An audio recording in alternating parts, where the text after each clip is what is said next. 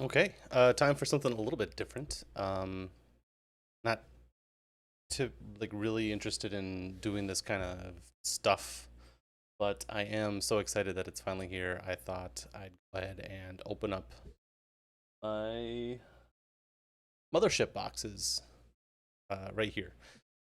So let's see if I can get my desk view. This work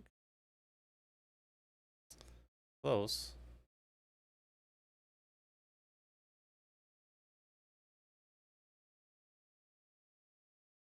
Oh, probably not. Um,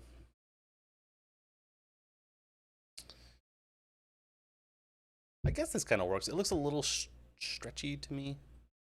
Let's see why this isn't.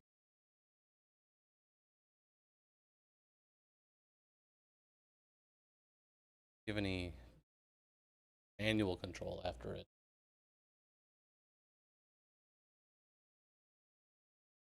Push on it. There we go. Okay, took a little bit of work. What we got there. So first thing in the box is actually a T-shirt, but I immediately threw the T-shirt in the laundry. So I guess this only counts as a partial unboxing. Um, and also before I begin, I'd also like to kind of do a review, not a review, a look back at the Kickstarter for this project because it's been a long time coming. Let's see.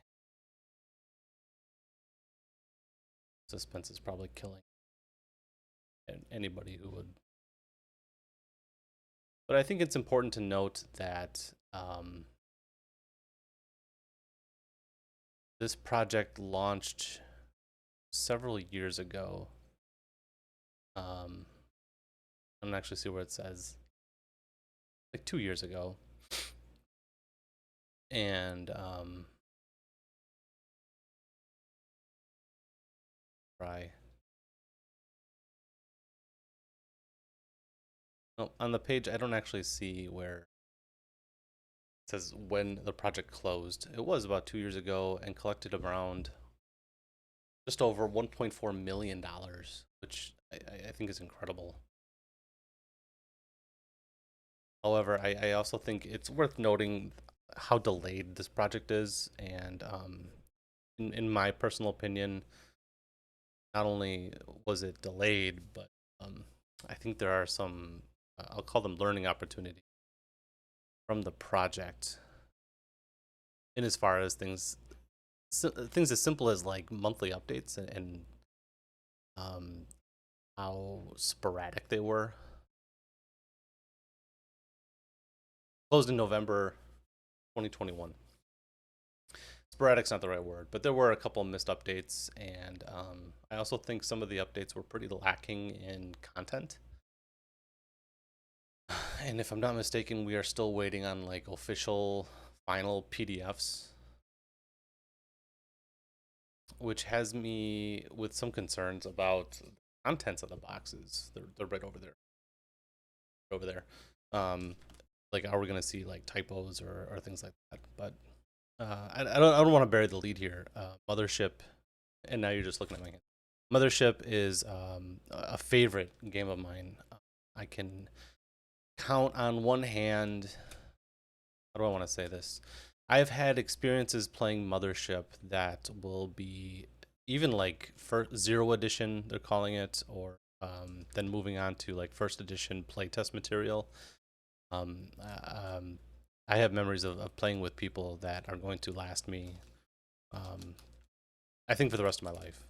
I think, in particular, I did a campaign of Gradient Descent, um, which is actually on this channel. It was the campaign we were playing that made us think like, hey, it might be worthwhile to somebody, or just for like memory's sake, to record our gameplay because we were enjoying it so much.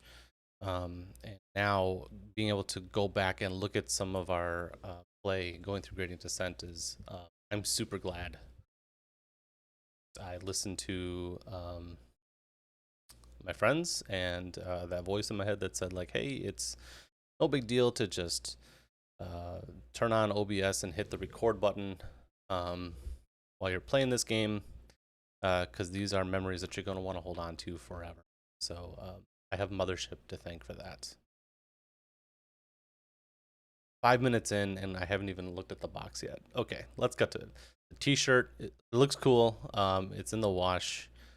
If it, the quality of the T-shirt, it feels very comfortable, which is a big deal to me. Um, so often you'll see like T-shirts thrown into these projects, kind of so good. Um, two patches. I believe one of these is sort of for backing within X amount of hours, like the first 24 hours, and the other one is as like a thank you for just how far the project went. They're both really cool, and they look to be the kind that you iron on. Got a lot of these from other Kickstarter projects. I'm not really sure what to do. If anyone has an idea about what to do with a collection of patches, if you're not like a really a hat guy, I wish I was, but not really. Not really sure how to show these off at the moment, so I got a big stack of them. Next thing in the box, a bunch of these trifold pamphlets, which is one of the things that I think cannot be overstated about the quality of Mothership. That they, at least Tuesday Night Games, seems to, for the most part, adhere to this idea of having an entire one-shot adventure on a trifold pamphlet. I think if you're looking at this channel and this content, you're probably already familiar with the Haunting of the Epsilon 14. If you're not, though, this is probably the place to start for learning to play Mothership. It is like a quintessential Mothership adventure. Following that, going by the numbers, this is 00 or SO1. This is 2, is Hideo's World, I think you'd pronounce it. It does a good example of showing just how zany a Mothership adventure can get. I believe this is like a dungeon crawl through like a VR world without giving too much away. I've never played this one, but it does look interesting. Terminal delays at Anarine's Folly, if I'm not mistaken, is a really cool, kind of like a micro shot. Yeah, yeah. I won't say to the content of this one at all because I don't think you can talk about it without talking about spoilers, and I don't want to spoil anyone. But if ever you're a Mothership warden looking for like a little something, like I don't know what to do, I'm gonna throw in a little something. This is a really good one to look at. It looks like it would fit in just about any campaign.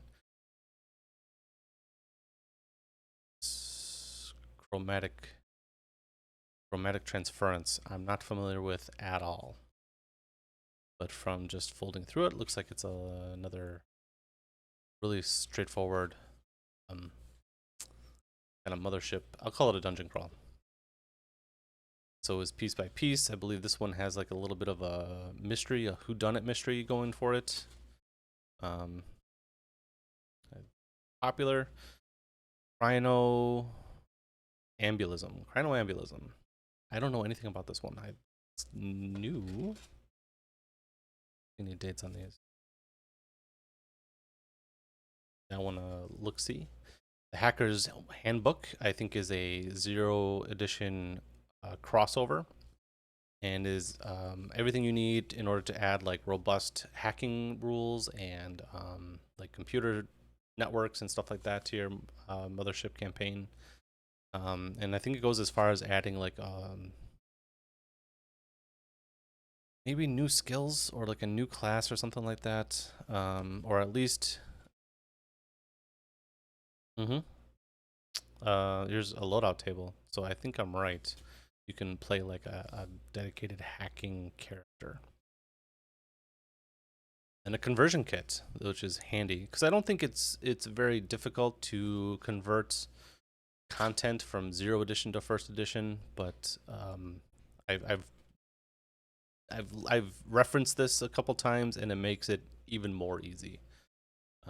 So kudos to Tuesday Night Games for throwing that in. I think it adds a lot of longevity to some of their earlier content. First thing is this. As far as boxes go, I got 3 boxes to open. The first one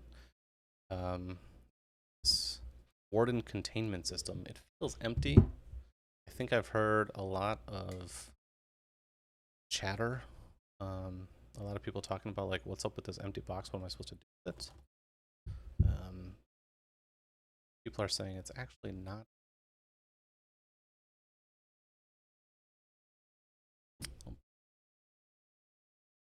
There we go.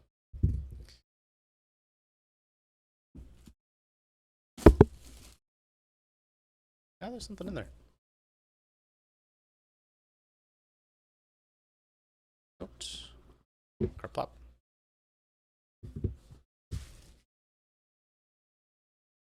Labels. Some kind. Ooh. Box is glittery. I don't know if that's picking up on the camera. Little like gold shimmer to it. Interesting. Labels. Adhesive labels. For the purpose of this will be divined as we go on.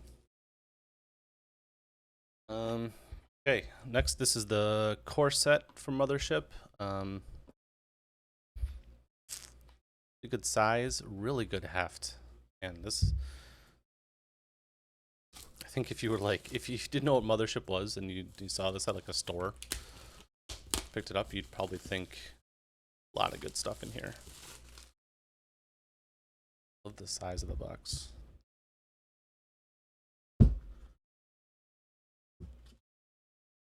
Okay. A little advertisement for the Mothership Companion app, which I have. I recommend using. I believe it's been recently updated to the most recent edition of the rules. I think it's free to download, and I think you can make a character for free. But to make an additional character, some other things, I think it's just like $1. So I mean, if you've gone this far to like buy the game, you should definitely go ahead and check out the app. Really recommend it. It's great. Some dice. I love the color scheme. My wife likes to make fun of me as I've gotten older. I give less credence to fancy dice and put a bigger emphasis on readability. And these are like right in my wheelhouse. I love these dice. Big fan. I'll set those over there. Here we have these will be stands for the cardboard cutouts, which I'm really excited to see. I've already seen some people open boxes of stuff, and I already have opinions. But let's move on to the Warden screen. And I gotta say, this is probably gonna be my favorite part of this product at this point. I mean, because I've already been running Mothership for years now, so like in my top, maybe I would go as far as say like top 3 favorite role-playing games. And I am someone who I don't prefer to use a GM screen of any kind for the most part. I think it's so easy for me to think of a GM screen as being too tall. I think an example of something that's like borderline tolerable to me is Morkborg,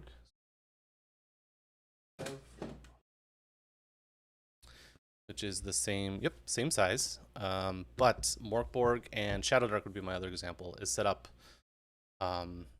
letter way. It's hard to never like pointed the camera straight down. You stand it up tall on your desk, and that is almost too tall for me. I don't like feeling like I'm cut off from the players at all. And so for Mothership to flip it on its side to a landscape thing, I would say even if it means it's harder to reference the rules, when I use a screen, all I really want to do is hide things that I have behind it, like minis. I'm not a big fan of hiding dice rolls. And it seems like it'd be pretty easy to just tilt it up. As far as what's on the screen, wounds, damage, uh, those tables would be really helpful. Armor, I think, is really good to reference on the spot because people often don't memorize the value of armor. The death table, of course, that's really good. My house rule for Mothership, I like having death rolls rolled in secret. I do this for Shadow Dark too, and recently I played Alien and someone was making death rolls. I like death rolls in secret, unless a character is like right next to the person who's dying and they can kind of assess the situation. I think it adds a lot of good tension. So having this here is really good. Tactical considerations. This might be good to reference. On the spot if you're trying to like brainstorm for some ideas. Panic table, of course, really good. Stats and saves, really good. Some survival stuff like bleeding, food and water, oxygen. This is a good reference. Um, some generic price tiers for some things. That's really helpful. And salaries. That's really good to help you when you're on the fly. And then I'm aware this third table is all for ship stuff, which I'm not really familiar with. So I can't really speak to how useful these tables are. On first glance, probably really good because it looks like it has damage, distress signal response times, and travel costs, ship classes. Yeah, it seems like the kind of stuff that you'd want to reference in ship rules. But again, I'm not. For all the Mothership I've played, ship stuff is not something I have much experience with. I like that this is a really good warden screen. This is probably going to like my favorite aspect of the box. Speaking to someone who's used to just playing online, I would even put that up, where I play online right here on my desk.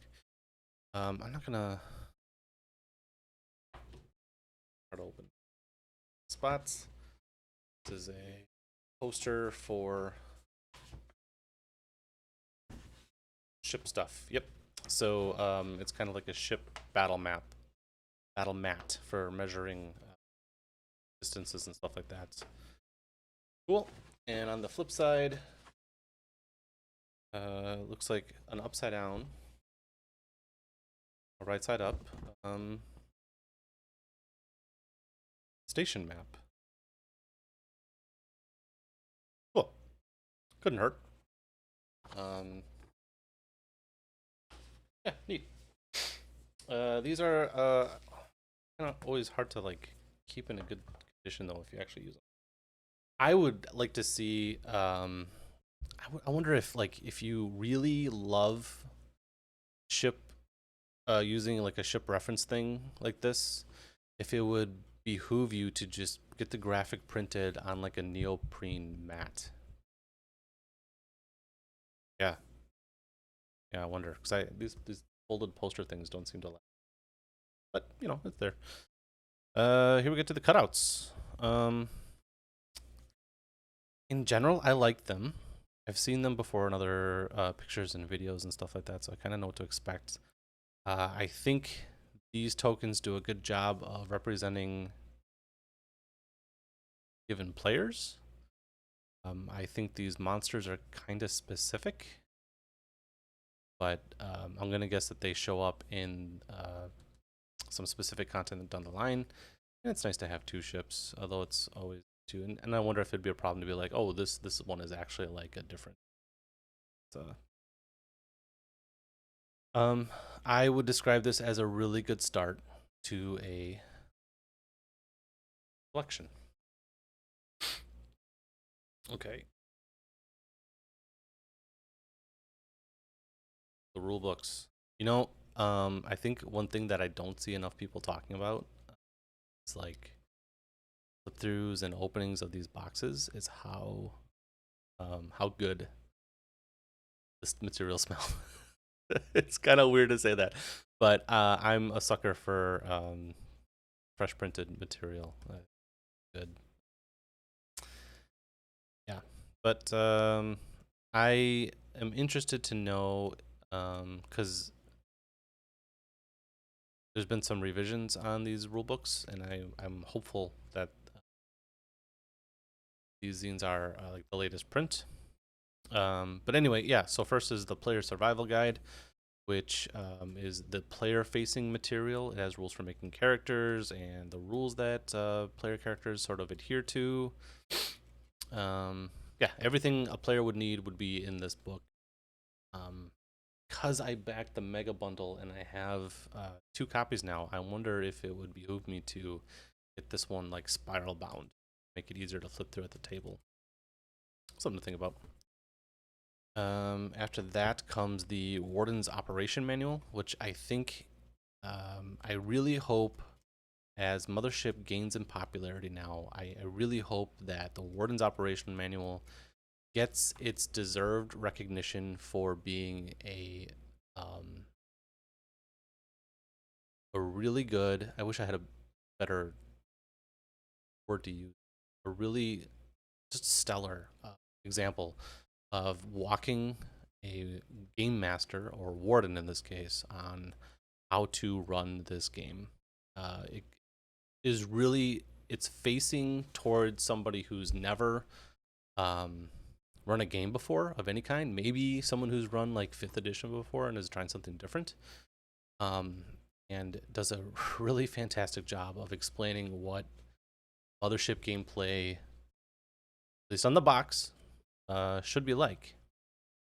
Um, I think there's one exception to that. That would be the starting area. So most of this material, before I get into that, what I don't, it does a really good job of holding a new warden's hand because it talks about setting up things to solve and problems to face and people to encounter. Walks you through like how to do like a simple map using like a spread format, all this stuff. But for me, it kind of like a speed bump along the way when you get to creating a starting area. And this is talking about like a space map. There's all these celestial objects and their orbits and like flight paths between them and stuff like that. Nowhere else, as far as I can tell, in this guide does it say what it says here, which is to just copy down this page. So if we are kind of taking this book at its word that it's written to be presented to someone who's totally new, or everybody who's totally new to this game, then everybody is going to be starting with the same starting map. And I kind of wonder if this means that the Barnall Jump 1 cluster, as it's called, will be like the Tribor Trail of Mothership, in that like every in 5th edition, every new campaign starts on Tribor Trail. It's sort of the joke. I wonder if there's become like that too, and also like I've been on like the Mothership Discord and like brought up this opinion, and the author Sean McCoy, pictured right here, responded and kind of like I guess he agreed with me that it's kind of it's just not up to the same standard as the rest of the book, but then also shared a bunch of like the ideas that he thought about putting in this area, which are granted are like kind of overcomplicated for what the rest of the book is. Like it takes it to like another level. But man, did he it really showed that he weighed every option, and I think at this point erred on the side of simplicity. It's an opinion.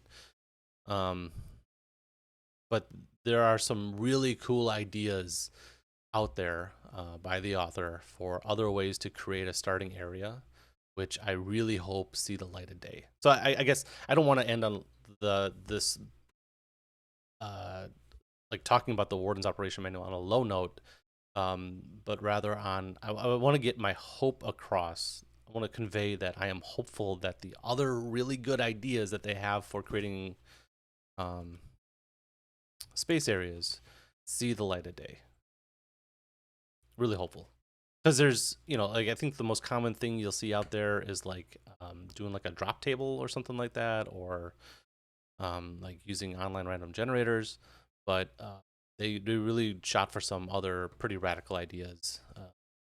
Yeah. So on the whole, this is a really cool book.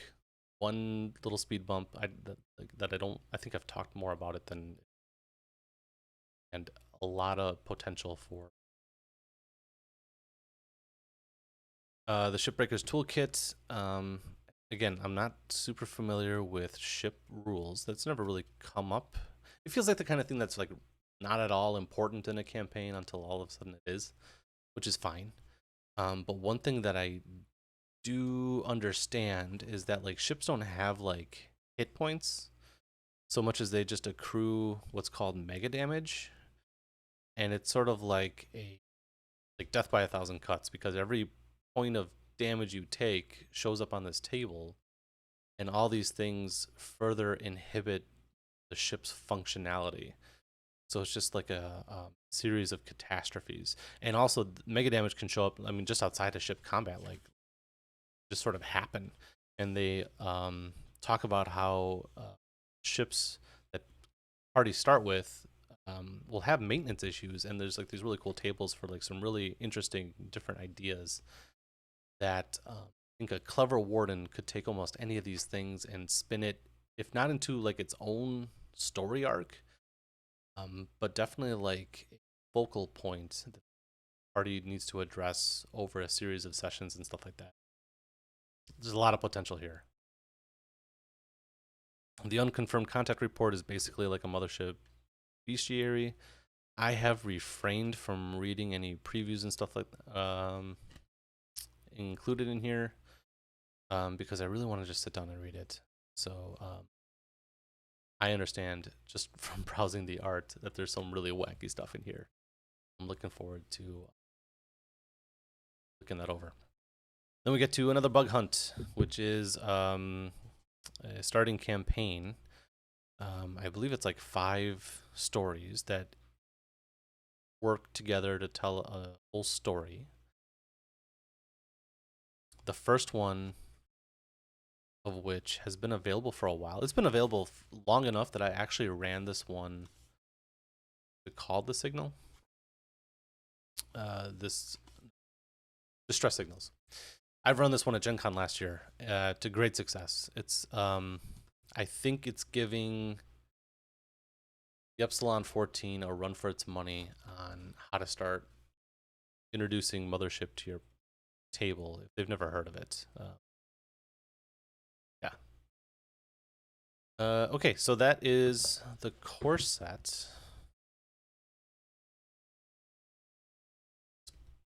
Operation Mana really is fantastic. And then I also got the Mega Bundle. I'm not gonna go through like everything in there, but let's see what let's see what's different.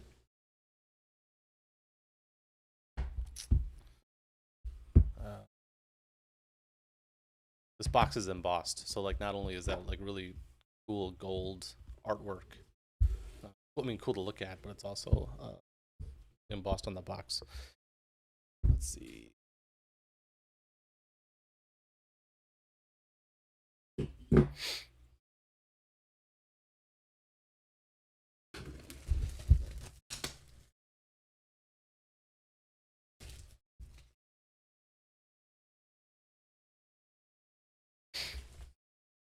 Yeah, see, I think what comes, you get a couple more campaign books in here.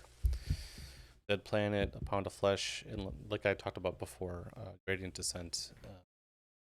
It's hard to talk about without giving it away, but Gradient Descent is just inspired. I really wish Tuesday night, if Tuesday Night Games sold like design notes and stuff like that for some of this material, I would actually love to read it. I don't know what you'd call it, but I'd be really interested to see how they come up with some of this stuff. Okay, different GM screen. Feels bigger than the weird look to it. I don't know if it's coming across in the camera. It's not. It's not exactly black lettering. Kind of looks like burnt a little bit. Not saying the thing is actually burnt, but is it just, how is this different? It's definitely wider.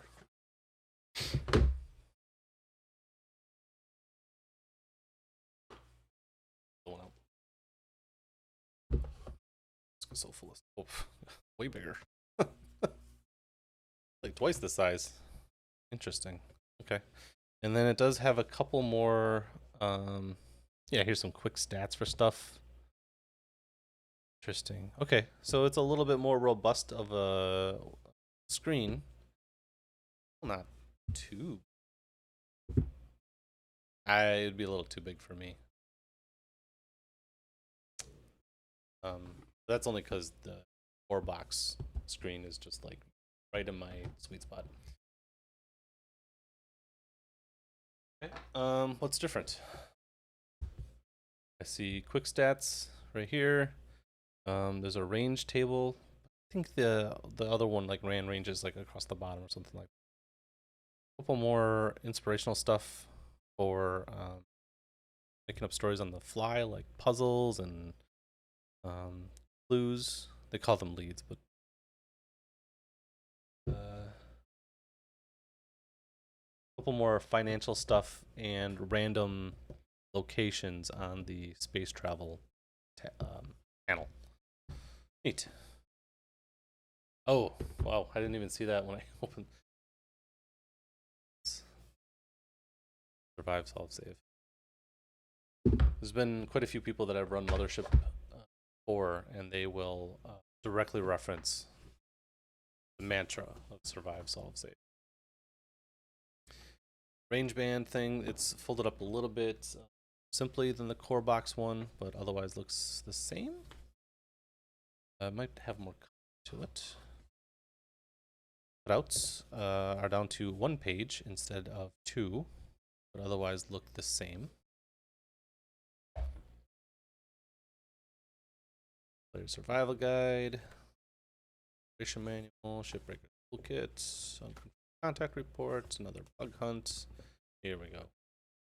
All of these are campaign books from Zero Edition.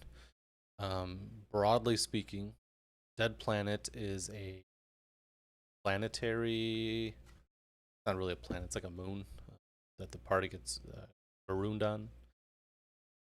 Has to explore with lots of different things to find other stuff down there. One thing that I like that they make a big point of is putting actionable tables right on the back of these books. This is a search, body search. Although I guess you could use it for searching more than body. A pound of flesh is space station. That is just a powder keg of really interesting things going on. I've never run it, but I have pulled some ideas out of it. Specifically, you can find things like installing cyberware,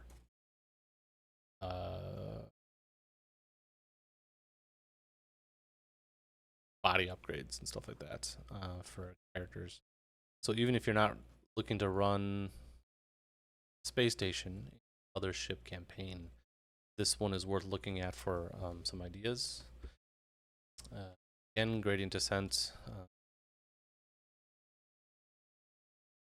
I really don't know how to talk about it without giving away too much. It is essentially a mega dungeon, a space station mega dungeon with some psychological horror elements to it. That again, gradient descent is one of the most memorable tabletop campaigns or games or stories or whatever that I've ever played. So hats off to them. Containment A. What's in here? Nothing except breaded box. If you know, you know. I know this will not be opened on camera. I wouldn't dare do that to you. close that up. Containment B stands for the tokens and more dice. In this set, you get an extra pair, white D10s instead of just black D10s and the yellow dice that you need for panic. Cool. So get extra dice. Okay. I mean, obviously, I've never done anything like an unboxing before. My impressions. From opening it, it's first it's a little surreal because I've been waiting so long for this product.